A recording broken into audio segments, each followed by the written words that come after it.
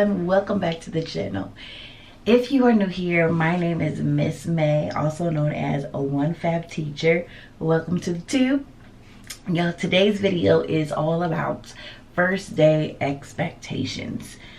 You need to have them, and you don't want to overwhelm yourself with too much of gotta get all this done.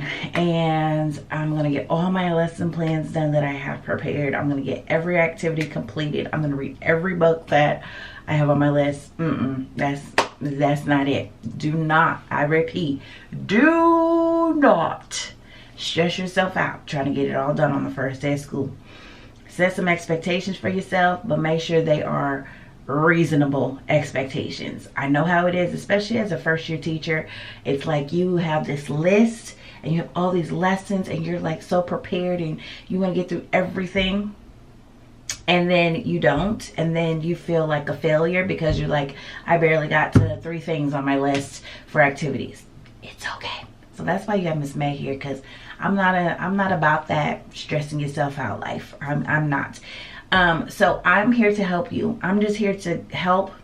Take it, leave it, but I just want to share my information. So I put it on my phone in my notes section because I did not want to forget anything that came to my mind. So let's talk about first day expectations. The first day of school is your first day to truly leave an amazing first day impression for your students and their families, because they're going to go home and talk. They're going to go home and tell whether they liked you or not, whether you were nice or not, who you talked to crazy, who was you looking at funny. They're going to go home and report. So you need to make sure that the attitude is on point. And what I mean by on point, together, amazing, fabulous. Okay, so expectation 1. First, don't expect to get everything done. Don't expect to get everything checked off on your list, because it's not going to happen. Trust me, it's not. Okay, and be okay with that. Have a list, have a to-do list, because the more prepared you are with having activities and things that you want to do, the better. But just remember that you're not going to get through everything, and guess what? It's okay. Okay, that's first. Okay, so expectation 1. These are not in any type of order. I'm just telling you first day expectations for myself that I have. Okay, how are you going to manage the school supplies? Now, at my school, we have a meet the teacher night, and usually the students bring their school supplies during that time, which is great because it really helps out on the first day of school. But you do get children who don't come to meet the teacher and they bring their supplies, or they forgot to bring their supplies if they did come. So how are you going to manage that school supplies when they come into the classroom on that first day of school? Because those little cutie pies are going to have those backpacks, and they're going to be stuffed with all the things that they need, and then parents are going to have the 2 bags for you. Where would you like this, Miss May? You got to know, where do you want that stuff to go? Okay, do you want to have a little system of piles, or are you just going to tell them, you know what, just bring it all over here in this corner? How are you going to manage your supplies? So that's something you need to make sure that you're on point with, okay? Because I've been there, especially in my beginning years, where it was a chaotic mess. It was like I had all the supplies, didn't know what I was doing. But as time goes on, you live and learn. So I have learned that during Meet the Teacher, I stay the extra little bit later after it's all done, or when I have a break in between and I organize the kids' stuff. So have some type of system how you're going to manage that supplies when they come in. All right, the second expectation, expect to have some type of an attention getter, how you're going to get your kids' attention when you need them, because they're going to be, you know, I've had years where kids come in on the first day and they're all very quiet because they're all nervous. Then I've had years where they all come in and, hey, let's talk, let's kick it. I can't wait to be a firstie. You got to know how to get their attention. So think of some type of attention getter that you want to use. I know class, yes is a good one.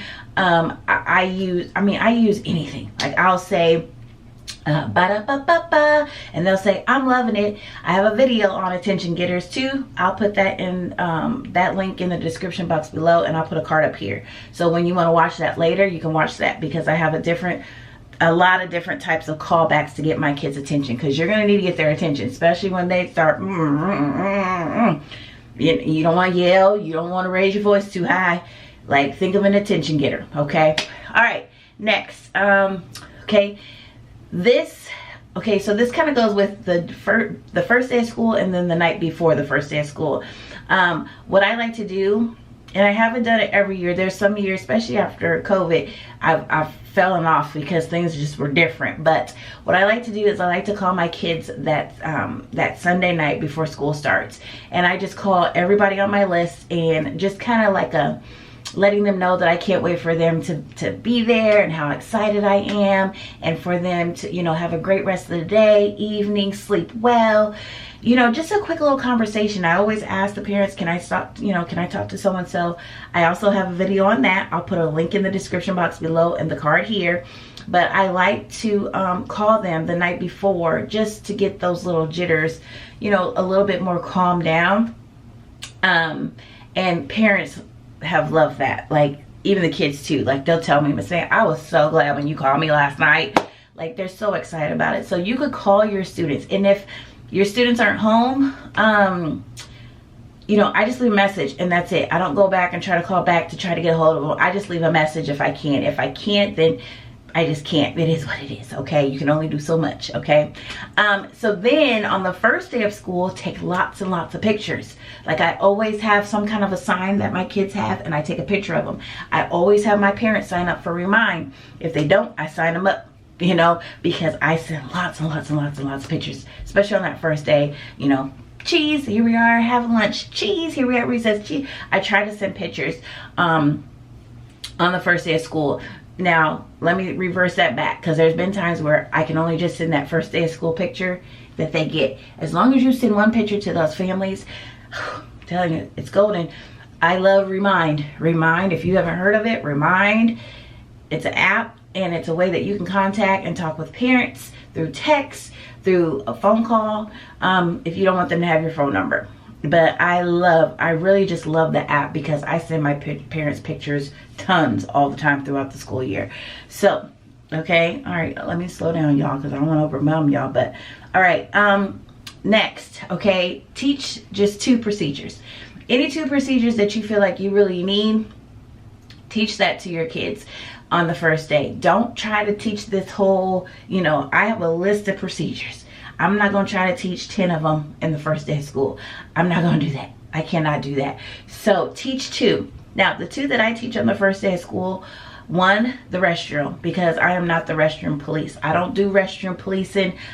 You only get 2 tickets. 1 in the morning, 1 in the afternoon. What?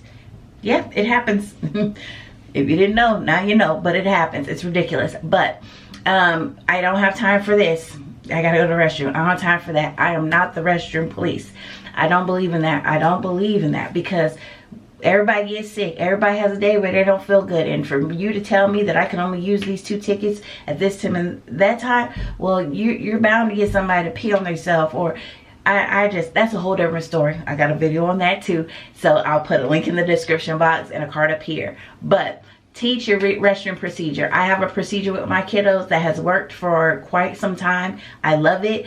It's not broke. You know, there's nothing to fix. It's not broke. The kids know it. They love it. It's good.